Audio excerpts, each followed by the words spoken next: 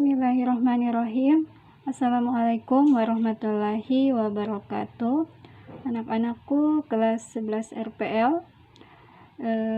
Dalam video kali ini Ibu akan membahas tentang kisi-kisi soal ujian semester ganjil untuk mata pelajaran basis data. Kita langsung saja ya.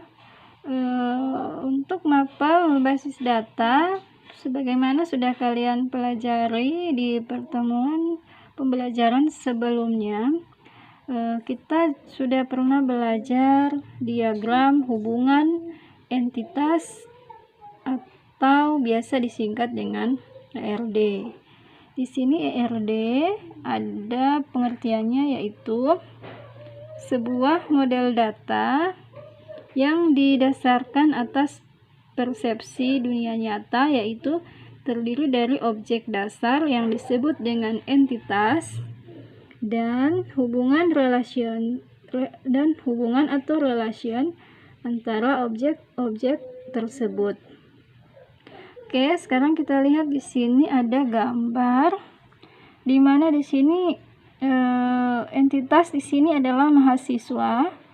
Dan mahasiswa memiliki atribut itu atau memiliki ciri-ciri, yaitu di mana mahasiswa mempunyai nomor induk, ini NPM, ada nama, alamat, nomor telepon, dan tanggal lahir. Oke, sekarang kita lihat apa itu entitas ya. Pengertian dari entitas adalah kelompok orang, tempat, objek, kejadian, atau konsep tentang apa yang kita perlukan untuk meng-capture dan menyimpan data. Kita lihat di sini kategori entitas. Di sini ada orang. Entitas itu dapat berupa orang, itu agen, kontraktor, pelanggan. Bisa juga berupa tempat, wilayah, gedung, ruang, kampus. Bisa juga berupa objek, yaitu buku, mesin, produk. Bisa juga berupa peristiwa, yaitu penerapan, pembatalan, pendaftaran. Bisa juga berupa konsep, seperti rekening, dana, dan stok. Jadi masih banyak lagi kategori entitas. Ini hanya contoh sebagian kecil ya. Sekarang kita lihat simbol. Simbol dari entitas ini disimbolkan dengan segi 4. Kita lihat di atas, entitas mahasiswa ini segi, simbolnya adalah segi 4. Oke. Sekarang kita lihat yang kedua, ada atribut. Ini atribut mempunyai pengertian adalah sifat atau karakteristik deskriptif suatu entitas. Contoh entitas mahasiswa itu yang di atas, dia memiliki atribut NPM, nama, alamat, nomor telepon, tanggal lahir, dan sebagainya ya. Sekarang kita lihat simbol dari atribut adalah bentuk lingkaran. Jadi kalau entitas segi 4, kalau atribut simbolnya lingkaran. Sekarang kita lihat contoh dari relationship ya. Sini relationship, di sini entitasnya ada mahasiswa dan mata kuliah. Hubungannya itu mempelajari. Di sini mahasiswa mempelajari mata kuliah. Yang relationship di sini adalah hubungannya itu adalah mempelajari. Jadi simbol dari hubungan atau relationship adalah diamond ya. Oke, sekarang kita lihat di sini ada Kardinalitas atau cardinality itu pengertiannya adalah jumlah minimum dan maksimum kemunculan satu entitas yang mungkin dihubungkan dengan kemunculan tunggal dari entitas lain. Sekarang kita lihat ada sejumlah kemungkinan banyak keterhubungan antar entitas, yaitu yang pertama adalah satu ke satu atau one to one. Yang kedua adalah satu ke banyak atau one to many. Yang ketiga adalah banyak ke banyak atau many to many. Sekarang kita lihat untuk satu ke satu atau one to one, yaitu tingkat hubungan dinyatakan 1 ke 1. Sedangkan 1 ke banyak atau 1 ke n atau n ke 1 itu tingkat hubungan adalah sama dengan banyak pada 1 tergantung dari arah mana hubungan tersebut dilihat. Sekarang yang ketiga adalah banyak ke banyak atau n ke n atau m ke n, yaitu tingkat hubungan kejadian pada sebuah entitas akan mempunyai hubungan dan kejadian pada entitas lainnya. Sekarang kita lihat dalam contoh.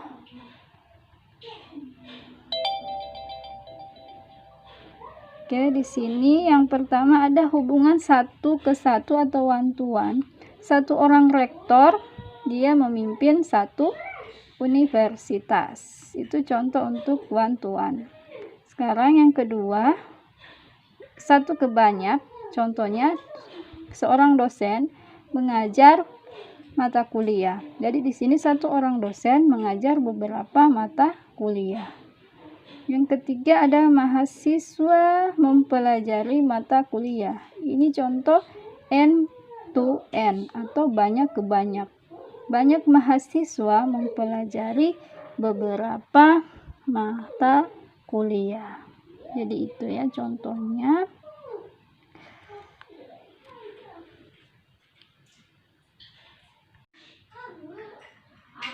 Sekarang untuk materi struktur hierarki basis data, kita lihat di sini definisi struktur atau arsitektur basis data, yaitu merupakan serangkaian pengetahuan tentang pemodelan data. Kemudian kita lihat gambar dari struktur hierarki basis data ya. Oke, ini adalah gambar struktur hierarki basis data. Gambar struktur hierarki basis data, di sini terdapat berkas, kemudian terbagi atas rekaman, kemudian rekaman terbagi lagi beberapa elemen. Sekarang kita lihat apa itu elemen. Elemen itu adalah satuan data terkecil yang tidak dapat dipecah lagi menjadi unit lain yang bermakna. Misalnya data siswa terdiri atas NIS, nama, alamat, telepon, atau jenis kelamin. Sedangkan rekaman atau record, dia adalah gabungan sejumlah elemen data yang saling terkait. Istilah lain dari record adalah baris atau tuple. Dan yang terakhir di sini ada berkas atau file, adalah himpunan seluruh record yang bertipe sama.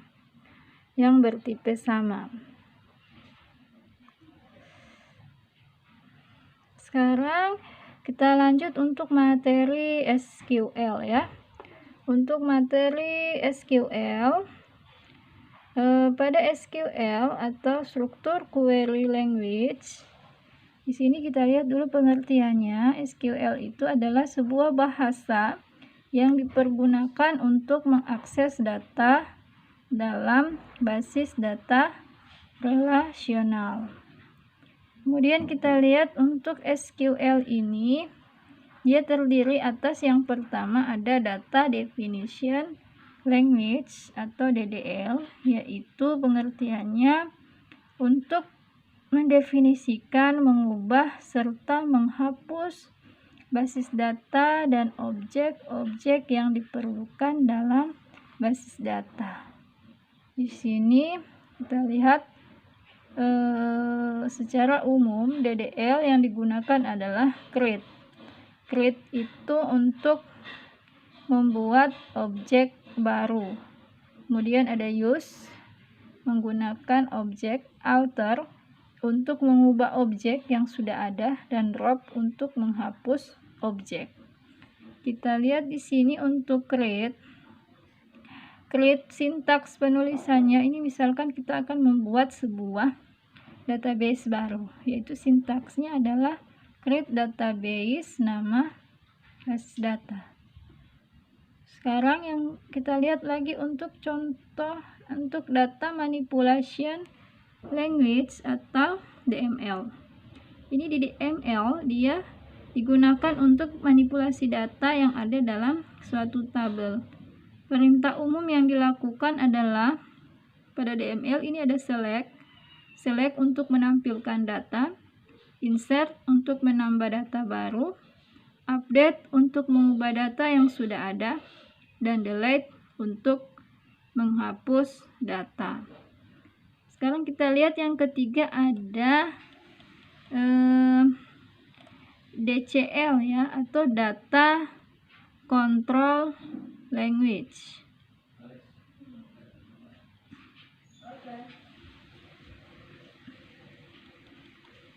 Data Control